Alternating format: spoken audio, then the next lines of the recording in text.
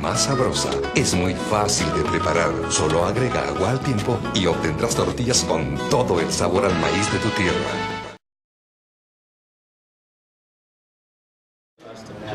To field the right team and bring the right effort, and hopefully we can win again. How do you feel physically? I mean, obviously it was tough to run around in those conditions on Friday. I mean, have you guys recovered pretty well?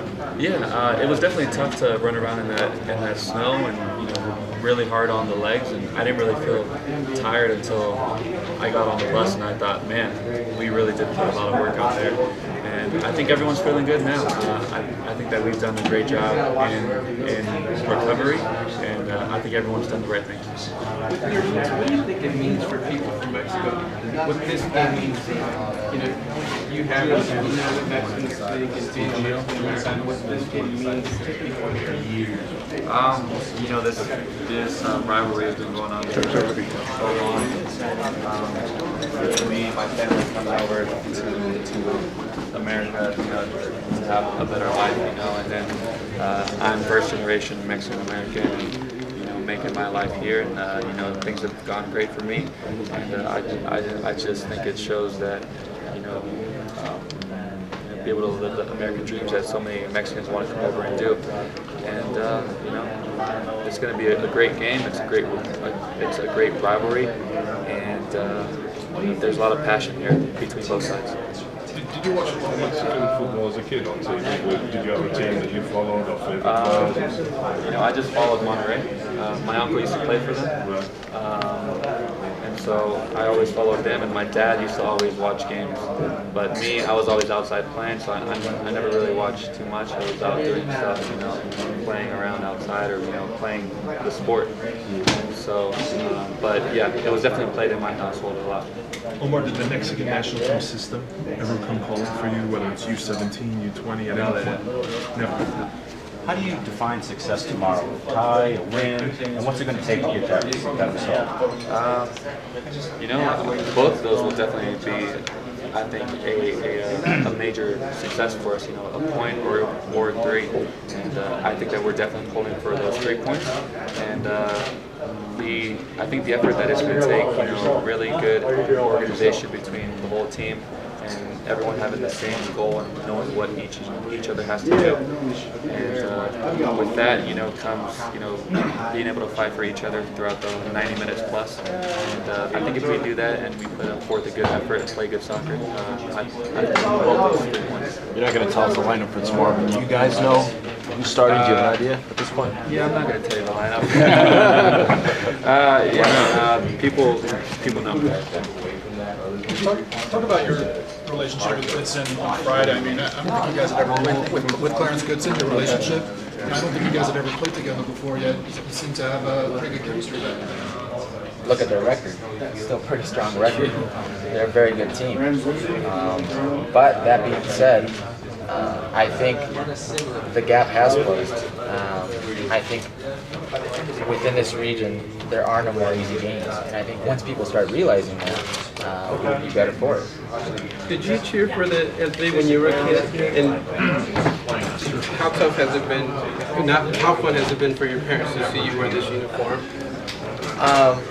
In my family, my father and I watched a lot of Mexican soccer growing up. I cheered for Club America. I watched a lot of Premiership growing up. I cheered for United. I loved it. Anytime the U.S.-Mexico played, I did have that affinity for the U.S. I was born in the U.S. and whatnot. And my parents never shied away from showing their support for Mexico. But once I put that uniform on, it all went out the window. They're there to support their son 100%, like I'm sure millions of others do the same. This is, for me, what I do, what I love. My parents understand how important this is for me. And tomorrow night, make no mistake about it, they're U.S. fans. Are they going to be here?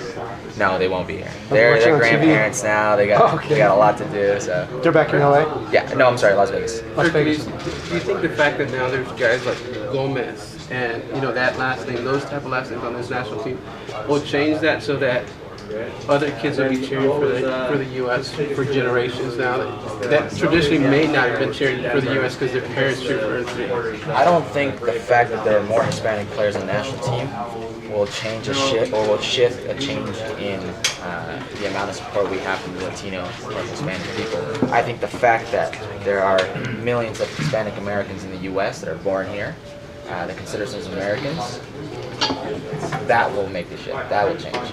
It just so happens that my last name is Gomez, but I think like any other American, you just want the best player on the team. It doesn't matter where they come from. Are you happy playing wide as much as central striker? Are you just happy to be in there? If you get a game, you're in the 11. It's great. I'm in one of the most consistent run of forms I've ever had in both club and country. And I've played winger, I've played the number 9 center position, I've played 9.5, behind the forward. I've played everywhere. Has it changed over the last week of camp? No, it's not changed. Even last week, in the lead up to Costa Rica, we talked about knowing how when things on the outside start to fly, and when there's external factors that are going to start to try to disrupt things, that it's important that the team comes together even more, and that we are able to keep a strong mentality. We're able to stick together, and we're able to kind of close ourselves off from everything on the outside. And so, look, we come off a game like that in Costa Rica, against Costa Rica, and there's no doubt that now, anytime you win, it helps the confidence, it helps the mood, it helps the spirit. And I think that the way we won, went a long way with that. And so, as I said, for us, we're, to a man, excited to step on the field tomorrow night. What more can you ask for? Play against our big rivals in one of the world's great stadiums, 110,000. It's all there for us. What makes Gio dos Santos so hard to stop for you guys? Because it seems like in the past he's a guy who's had a lot of success against the Latinos. Yeah, I'd argue that look, he played well in the Gold Cup final. I don't know how much. I don't know. I think in other games we've done a good job with him. So, look, he's a good player, skillful, in his own way, very athletic. With a low center of gravity, strong and balanced. And he's one of the guys that now is able to find little spots in between the lines, play off of guys, and really within his vision and with his way of moving with the ball and passing, is able to cause trouble. So, when you talk about playing against Mexico and trying to close down their key guys, he's certainly one of them. In 09 here, you guys started off well. Charlie scores that goal, take the crowd out of it a little bit. What do you take from that start, and how important is that first 20 minutes weathering what's probably going to be a threat from them big picture in Maryland? Sure. Look, we have to understand the situation. They come into this game having drew their first home qualifier here to Jamaica. They went to Honduras. We're up 2-0. Look to be in control. Give up 2 goals at the end. And so, look, let's be honest. The pressure's on them. The pressure for them at home at Azteca to come out and not only play a good game but to win is huge. And so, for us, if we can take things that we've done well against them in the past, whether it's in 2009, whether it's the positives from the Gold Cup final, whether it's the win here in August, and use some of those things I think there's a real chance for us, and I think if we can start well, if we can show them early on that now we're going to close them down, we're going to make the game difficult for them, and we're not just gonna sit so deep and let them have the ball the whole time. I think then that will start to put them under pressure, and I think at a certain point, the chance is there that the crowd can turn on them.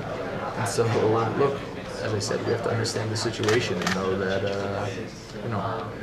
that there'll be big pressure on them to come out and play a good game from the start. So we have to know how to deal with that. So it won't be just a case of sitting back. It sounds like you guys are going to try to throw punches and go at this in the beginning. Well, I mean, look. By now, when you look at the development of our team, I think we're ready to come here and play them on even terms, and I think we did that in August. I think we did that in the Gold Cup final, and obviously you lose one game, you win the other. But the point is, when you look at our team, when you look at the players, when you look at now our growth, I think it's important for us to come here and feel like that now. Sure, they're a good team. We know that they're going to have the ball at times. So it's actually key. We know how to be organized and disciplined. A very small field or something like that, but yeah, it was a organized team. What do you think was the most important thing that coaches and parents did with you, or that you think helped make you the kind of player you are? Well, I don't think it was one coach or one thing. I think I was very lucky to have a lot of very good coaches, and each one of them kind of taught me different parts of the sport. I had one coach who was an ex-Marine who really was put us through almost a boot camp practices and whatnot. So he was taught us the discipline of the sport. And then had other coaches who taught us the fun and the joy of it. So I can really credit all the coaches that I've had leading up to this point in my career to kind of showing me different directions of how to approach the game. And this is Carrie Kahn. She's a correspondent for National Public Radio. Okay. So she's doing a piece on the Mexico-U.S. rivalry. So we get back to the game a little bit. The question I had is, a lot of people make a huge deal about, it's almost more than just the sport. What is it like for players, though? Is it something you even think about that much? I think it's obvious that these two teams are each other's biggest rivals. So there's, I think fans build rivalries as much as players do. So it's certainly a huge deal for the fans, but also for us, I think. But as a player, we can't lose our sight to what our ultimate goal is, and that's to qualify for the World Cup. So I guess we'll let the fans do all the rivalry talk, and we'll go out there and try to play our game and to get the best result possible. What team do you think has more pressure on it in a game like this? Obviously, people talk about it's going to be harder than Aztec and everything, but might it be that there's even more pressure on them because they're the ones playing? Or let me make it this an easier question. Is it harder? Do you think it's harder to play in front of 100,000 away fans or 100,000 home fans? Well, I think playing at home is a bit easier. Yeah. But to answer your question before about who maybe has more pressure on them, I think you can maybe say that they do. They're winless so far in qualifying, and their fans demand more than that. So I think they're almost in a must-win situation here tomorrow. So I think if we can realize that and maybe put a little pressure on them as well, we can really get them disheveled and steal a good result from them. Brad, what's your biggest takeaway from that August 2012 game in Azteca about what it's like to play in Azteca? Yeah, I mean, it's an incredible atmosphere. That's obviously the first thing you realize. And, I think the result of that game can really do a great deal of really better confidence coming into this stadium where we had never won, but now we have. We realize now that we can get good results. The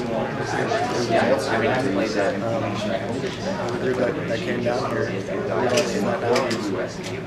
Yeah, just a good confidence. You want to do more scans? I'm just ready. Do your Mexican teammates help you out? Yeah, of course. I think try to hang around a couple of them as much as possible. Brandon, you share a word? I'm sorry. Can you finish your thoughts, or can you try and what? Yeah, just kind of keep one close by in case you get the situation where you communicate. Can you share a thought with Omar Bravo, your ex-teammate, ahead of this game? Who's in Mexico? Yeah, of course. I haven't seen Omar since he was in Kansas City, so it'd be great to say hi and catch up with him. Yeah. What would you say is the change in the group dynamics with all the events that have happened? Has it changed? I guess the question is, do you feel it differently? The Sockers and the Magic still come together and do a lot of things together. I mean, you know, there's different leagues and different games and stuff in the winter where you guys from both clubs come and you make teams and you play. And so from all different ages. And so I can remember playing indoor games against Brad, with Brad, and so for a long time. Guys, one last question. Are you happy that the game against Mexico will be in Columbus, the return game? I'm sorry? Are you happy that the other game against Mexico will be in Columbus? You scored the goals that... Yeah, I mean, look, by now our record in Columbus against Mexico is very good. Fantastic, And so the opportunity for us to go back there, know that it's going to be an important game, it's great. Thank you. Thanks, guys. Thanks, Mike.